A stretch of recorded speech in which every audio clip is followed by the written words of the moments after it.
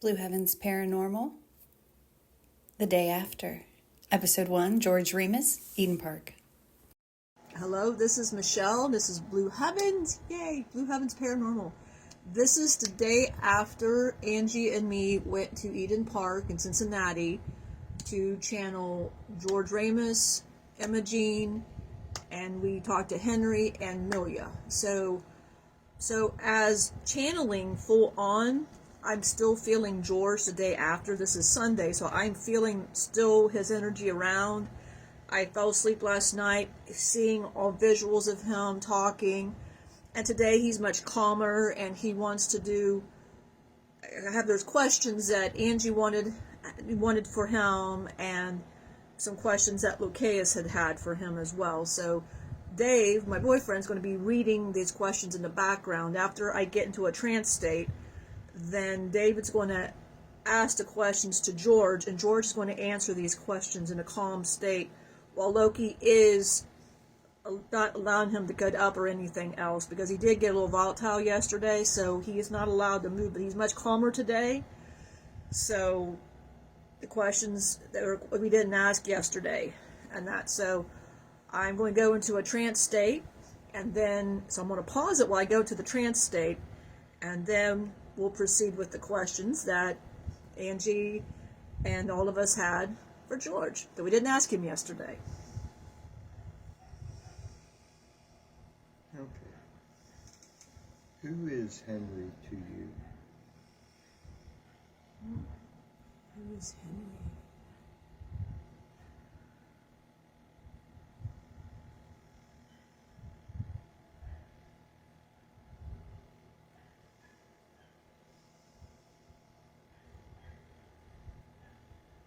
All kids mean something to me. All kids are from heaven. Henry was one of my clients' children.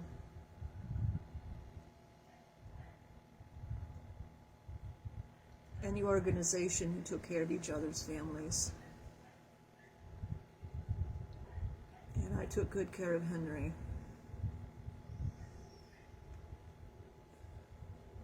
Me and the wife were going somewhere. Henry wanted to go, and he went with us. Henry was told not to go next to the water because he couldn't swim.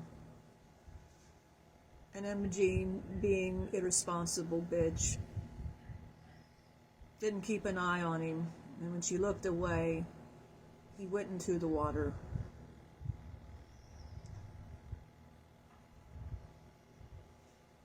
He wasn't found.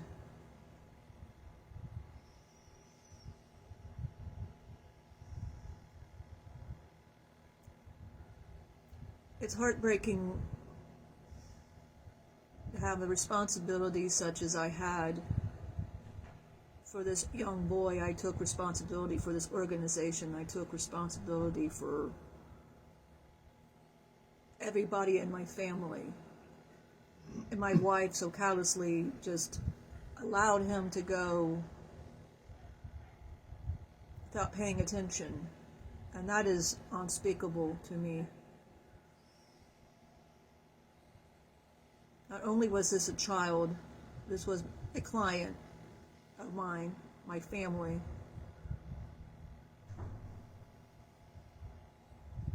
Why did you go to Eden Park after you left this incarnation? Last thing I remember is I was laying down and I was tired, physically exhausted, mentally exhausted. I couldn't do it anymore. My body hurt. I was tired of the memories. I wanted them all to go away, and I just wanted to forget all of it. I was tired of the reruns. I was tired of what was in my head. Over and over and over, these thoughts, they just didn't stop. I asked my heart to just stop because I didn't want to feel anymore. I asked my heart to just go, let's stop, let's just go. I didn't know where I was going to go. I knew I probably wasn't going to go to the pearly gates like I was always promised. But anywhere was better than hearing these thoughts that I was constantly having over and over. I just closed my eyes and I woke up. I'm not familiar. I didn't know where I was. And I looked down and here's Henry running around to me. And I was confused because I was not sure why. I just happened to see Henry. I was happy. And then maybe I thought that I didn't know really why I saw Henry. I was trying in my mind being so logical and like trying to scientifically put it together. And then he said, did I want to see Auntie Imogene? And that is when I just saw fire. And I look over and there she is. And I noticed that my speed was fast. I knew my electrical charge was more because I saw her fall. She screamed. Yeah, she screamed. I wasn't quite sure why I seen her. I was confused for a bit, wandering around this place, seeing all the, I guess, the dead. So I figured I was dead after that. It took me a little bit to know I was dead. So I don't know why I'm here at Eden Park. I just woke up here. So I don't know why. I don't know why. I just woke up there. Don't know. The God knows why. I don't know. What are your thoughts on your life looking back from a new perspective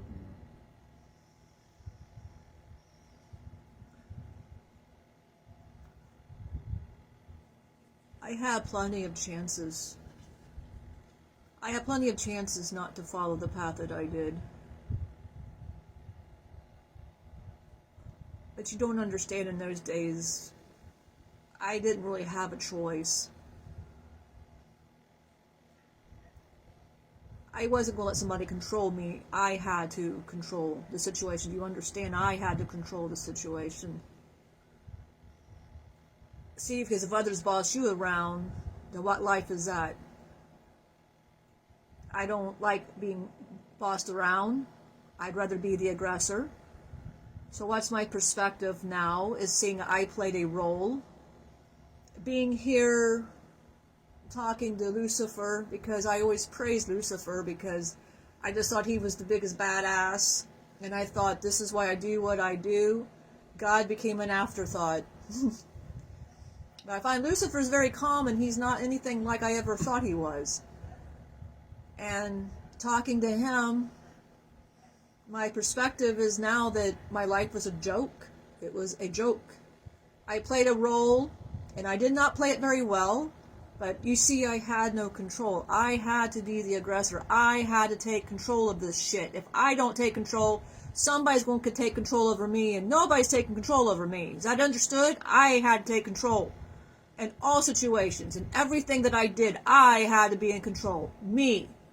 So that is why my new perspective, I think now in retrospect, I was just a dumbass who just played a role, and that is what it is. I can't really say too much after that. So I did what I did. It's done is done, What's done is done. What was your religion in life versus what you experienced? My religion. What a joke. What a joke. My family was Catholic. They wanted me to be Catholic. It was all I ever heard. Preached down my throat since I could remember. If I don't do this, if I don't do that, God will call me a sinner, and I'm a sinner. And everything I did, I sinned. Whatever I did, I sinned. If I sat wrong, I sinned. If I shit wrong, I sinned. It was just all the time. So I gave God a run for his money. I thought, if I'm going to sin, I'm going to do it big. So I started practicing my own religion, protecting my own damn self. Because if God was here to protect everybody around here, then he would have stopped me a long time ago. And he didn't seem to stop me, now did he? So there you go. There's what I feel about God and all of that.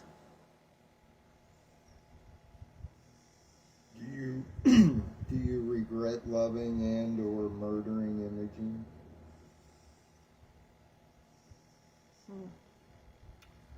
He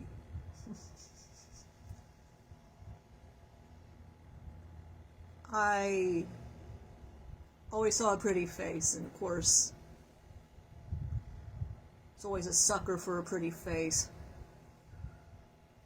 I was told I'd get burnt by her. God, a lot of people in my family said, you're going to get burnt. The organization, you're going to get burnt by her.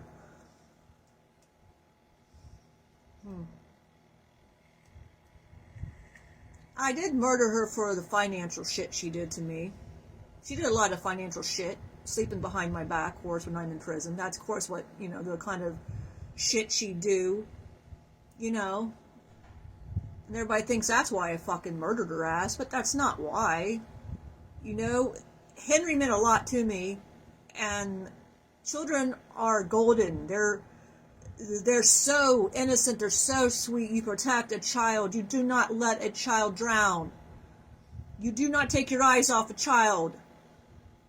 Stupid bitch couldn't keep her eyes on a child. That's unforgivable to me. That's unfucking forgivable. You do not do shit like that. To me, it's a life for a fucking life. Did I love her? I loved her. I was not in love with her. I loved her. She was a good lay, maybe you want to say that. But as for anything else, I loved her up until the day I put my hands around her, shot her. Do I regret doing that now? In retrospect, probably not the smartest. I blacked out. But the way I see it, life for a life. She didn't want to watch a child. Well then, to me, she knew exactly what she's fucking doing. And I had no thoughts about that at all. I love any child. My child, or the family's child. Any child is golden to me. They're precious. In my eye, you do not hurt a child. Period. You do, that's unforgivable. That's a sin. That's a sin. And you will not walk away from that. Would I have killed her for financial reasons? No. You know how many times somebody fucked me over on money? All the time. I got fucked over on money constantly. No. Life for a life. I don't regret what I did. To me, she deserved it. Maybe later I don't know, but right now, to me, she deserved what she got. Any advice for people in violent relationships on either side? I can't speak for a woman. Speaking on me, everybody just thinks I smacked her. Everybody thinks that I was the abusive person and everything. They thought, this man's fucking abusive, and she could do her own shit just as much as I could carry on my own shit. I would tell her when I got in that nude, walk the hell away from me. Get the fuck away from me, because it won't be good for you. I would tell her, get the fuck away from me. Constantly. And she'd come at me. So I'd pop her once until she'd stay the fuck down. It's not, you don't do that. I told her and I warned her, so what's my advice? I would say on behalf of a man, I can't speak for the woman, but I can speak for a man. If you're going to come at a man in full aggression, you need to walk away, because typically he will tell you to walk away. I told her to get away from me all the time. She knew my temper. She knew when she married me that I had a fucking temper. She knew. So my advice, if you know your man has a temper, ladies out there, I think I would turn back around and go and find another man that won't smack you, because that's what happens. I told her. She knew what I did. She knew I killed. She killed a child. You saw, you saw that yesterday. Did you not hear yesterday's thing? She took responsibility for it. But that's unforgivable to me. So my advice would be, just if you know that he has explosive temper, then as a lady, get your ass out of there, because that would be my advice. I told her all the time to get away from me. She knew what I was capable of. She saw what I did. She knew what I did. But yet she stayed, and I'm the one at fault for it. My advice, leave. Don't stay. One more question. What'd you put in your medical record? Who asked that one? Who asked that question? I don't know. You do know. You're protecting her, aren't you?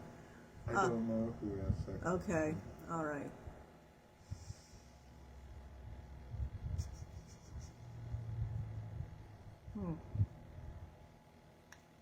Let's just say my own little mixture of happy. If you weren't going to talk, I was going to make you talk. It was my own little secret recipe. Truth serum. I'll leave it at that. I'll leave it at that. Only because that's my secret. I'm not going to delve my secrets. But if you weren't going to talk, I was going to make you talk. I was going to make you talk. It wasn't pleasant effects. So, that secret goes to the grave with me. Sorry. That will not be divulged. Is that all? That's it. Okay. I would say that it was a pleasure being here, but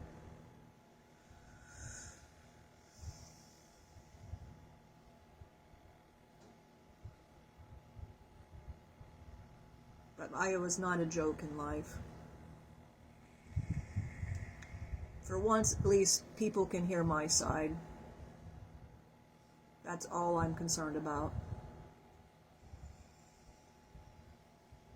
Alright, this is Lucas. I'm going to back you out now.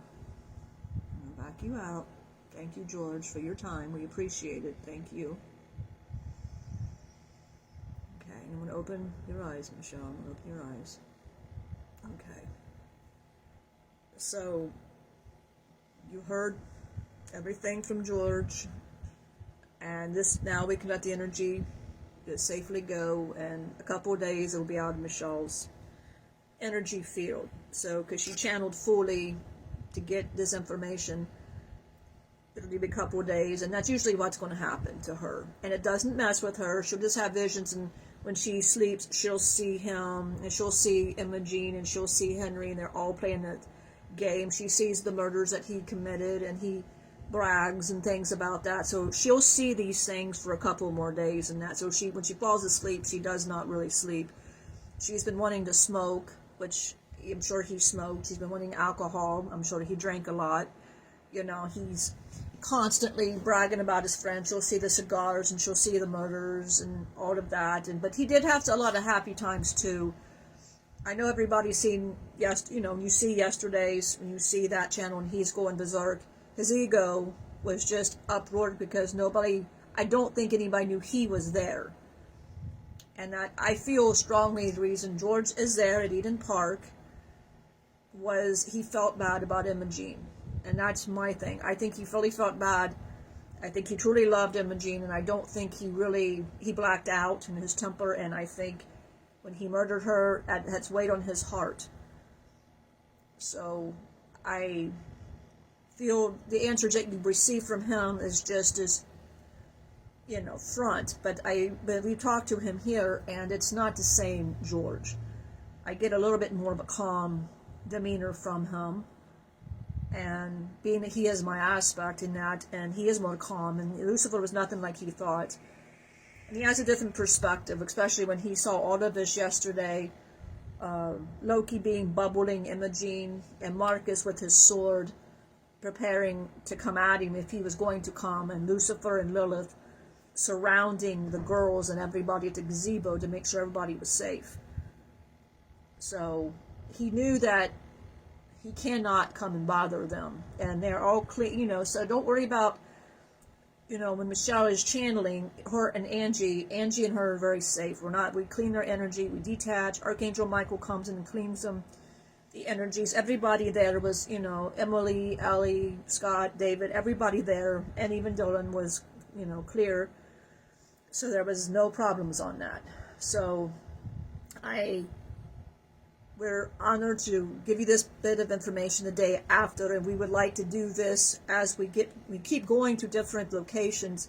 We can give you the perspective the day after. They're more calm, more into this loving. Even George said when he channels her, he said he feels a calmness here. He said he feels a calm within the body of love that he didn't feel otherwise in life. I think when he's just talking, it's just this big ego coming forth and talking and that. But I hope that the answers that was received today answer some things, maybe ask some questions for things.